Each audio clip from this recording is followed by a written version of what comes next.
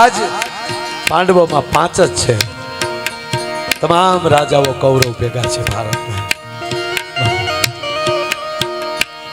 કેવા કેવા યોદ્ધાઓ. તાકાત છે કૃપાચાર્યને કોઈ મારી શકે? તાકાત છે કોઈ નહીં દાદા ભીષ્મને મારી શકે? ઈચ્છા મૃત્યુ ધરાવનાર સાહેબ ગંગાનો દીકરો. તાકાત છે કોઈને ગુરુ દ્રોણને મારી શકે? એને તો વરદાન હતું કે હાથમાં ધનુષબાણ હોય અને એમ નામ ગુરુ દ્રોણ ઉભા રહે, એક કે શસ્ત્રની નજીક ન આવે, એ વરદાન હતું. તાકાત છે કોઈને કર્ણને મારી શકે? અરે તાકાત છે કોઈને દુર્યોધનને મારી શકે? આખો લોખંડનો એની માં ગાંધારીએ આખેલી પાટા છોડ્યા ને, એની એવડી ભક્તિ હતી. દુર્યોધનને કીધું, યુદ્ધ ચાલુ હતું. દુર્યોધન કાલે બેટા સવારમાં નિર્વસ્ત્ર તું મારી પાસે આવજે. દુર્યોધનને કીધું. છેલ્લે દુર્યોધન વધ્યો હતો સાહેબ. હો દીકરા 99 દીકરા ગુમાવી નાખ્યા હતા ગાંધારીએ. દુર્યોધન એક હતો, બેટા કાલે સવારમાં વહેલા બ્રહ્મ મુહૂર્તમાં તો સ્નાન નદીએ કરી, નદીમાં સ્નાન કરી અને નિર્વસ્ત્ર તું મારા કરશે. કે માં, કે બેટા મા પાસે નિર્વસ્ત્ર, મેં તો તને રમાડીને મોટો કરેલો છે, મારી પાસે નિર્વસ્ત્ર આવવામાં તને શું વાંધો છે? સવારના પોરમાં દુર્યોધન સ્નાન કરીને જતા હતા, નિર્વસ્ત્ર જતા. ભગવાન કૃષ્ણએ લીલા કરી છે, માળીનું રૂપ ધારણ કર્યું. માળી બની અને કેળુના પાન ને ફૂલ લઈને જાતા હોય માળી, એમ એવી રીતે હું તો માળી સમાજને ધન્યવાદ દઉં કે તમારા રૂપ ભગવાન કૃષ્ણએ લીધેલું છે. ભલા મારા તમે જો એકે વરણ એવું નથી આપણો કે જે જ્ઞાતિનું એક પાનું ઊંચું કરો ઇતિહાસનું પાનું ન નીકળતું હોય સાહેબ. હે બધા ઋષિ સંતાનો છીએ આપણે.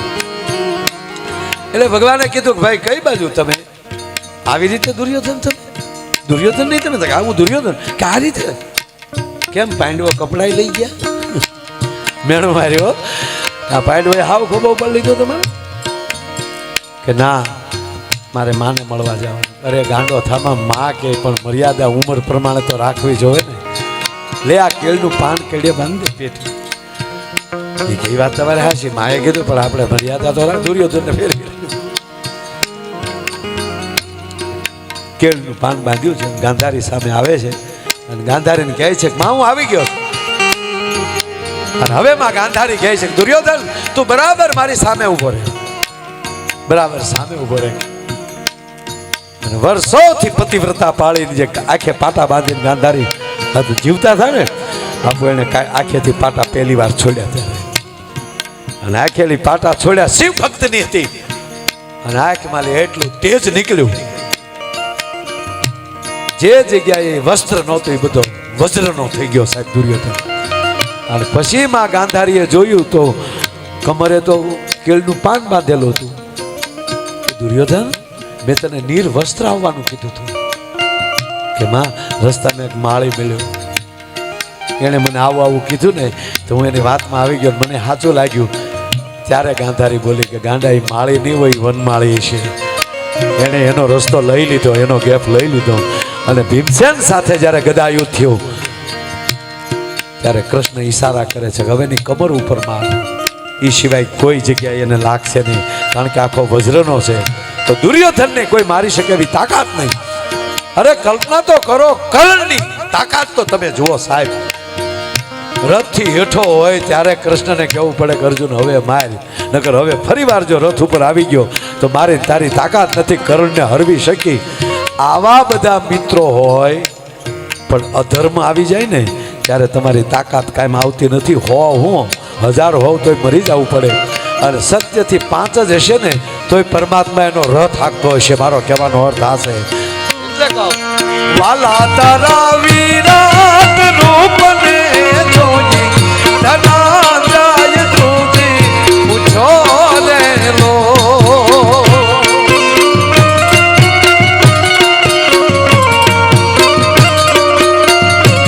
કૃષ્ણ કેવા છે?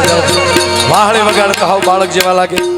ભગવાન કૃષ્ણ એ શીખવાડે છે, સમય હોય એવું જીવવું, સમય હોય તો ગાવું ચારી લેવી, સમય હોય તો ભૂખ લાગે તો ગોપીઓના માટલા ફોડીને માખણ ખાઈ લેવું. પણ જે ગોપીઓના વસ્ત્ર ચોરી શકે ને એ જ પાછો દ્રૌપદીના વસ્ત્ર પૂરી શકે. દ્રૌપદીના વસ્ત્ર પૂરવાની તાકાત હોય ને એને ગોપીઓના. ગોપી એટલે કોણ? જીવ. ગોપી એટલે જીવ. કૃષ્ણ એટલે નારાયણ. એટલે જીવે ખોટા વાઘા પહેર્યા હોય ને કલાકારીના, હું તો મોટો કલાકાર છું, હું તો મોટો મંત્રી છું, હું તો મોટો આ કપડાં કૃષ્ણ ખેંચી લે છે કે હવે આવા વસ્ત્રો પહેરોમાં અને મારી સામે જેવા છો એવા આવો ને તો તમને મજા આવે.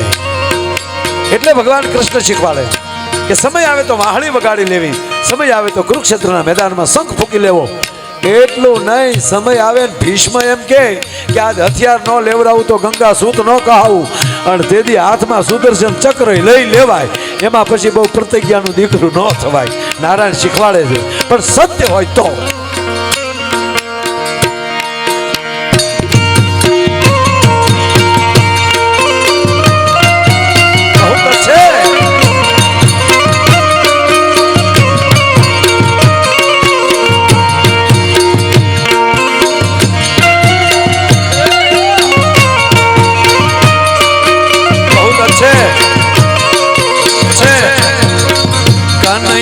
मुरली वाला रे वालीड़ा मुरली वाला रे,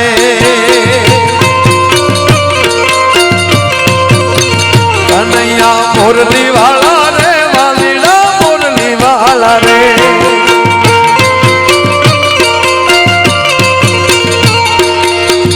આ ગીત કીર્તિદાન ગાય બહુ સારું લાગે. એક જ મિનિટ આગળ બધું લઈ લો. જો તમે એક મિનિટ વાત કરો. પણ ભાંભર, આ ગીતની શરૂઆત ક્યાં થઈ? પ્રથમ યાદી કરાવો આ વિસ્તારમાં. તેથી માઇક કોના તારા જતા કોના તમારા ઘરે? હા, મારા ઘરે ભાગવત કથા હતી ત્યારે માઇક આ હતા 7 દિવસ. અને ત્યારે વ્યાસપીઠ ઉપર નવલ શંકર શાસ્ત્રી દાદા બિરાજમાન બાપુ, અને એ કથામાં ધૂન ગાવરાવતા. कन्हैया मुरली वाला रे वालीड़ा मुरली वाला रे. એટલે કીર્તિદાનથી 2 દી રોકાણા હતા ને તે 2 દી અને આ કથામાં ધૂન સાંભળી. અને પાછો આપણા ઘરે જ પ્રોગ્રામ હતો તે દી. અને પહેલો વહેલો એણે મારા ઘરે ભાગવતમાં કીર્તિદાને આ સ્ટેજ ઉપર ગીત લઈ આવ્યા. અમુક ગીત અમુકની વાટે બેઠા હોય. આ ગીતે કીર્તિદાનની રાહે બેઠેલું હતું. બોલો.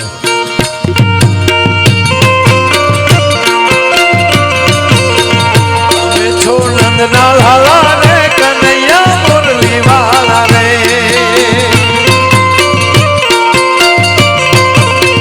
તમે જશોદાના જાયા રે કન્હૈયા મુરલી વાલા રે, તમે જશોદાના જાયા રે વાલીડા મુરલી વાલા રે.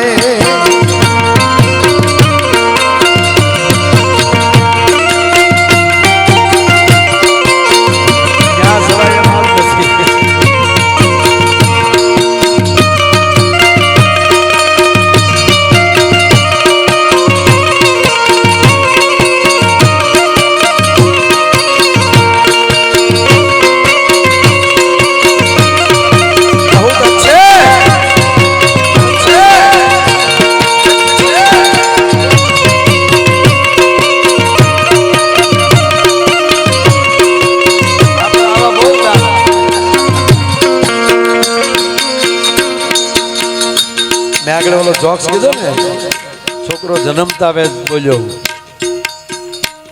ઝુકેગા નહીં છાલા, અને જન્મ ઇતરા હો ઝુકેગા નહીં છાલા. ઓલો જો એ ફિલ્મની મારે કોઈ ટીકાનો કોઈ મારો વિષય નથી, એ કાંઈ મારી હરીફાઈ નથી, પણ મને એ નથી સમજાતું આમણામ હું આખું ફિલ્મને કેટલાય જોયું. બોલો, હીરો તો આમ જ છે ને, આમ ક્યાંક ઝુકેગા નહીં.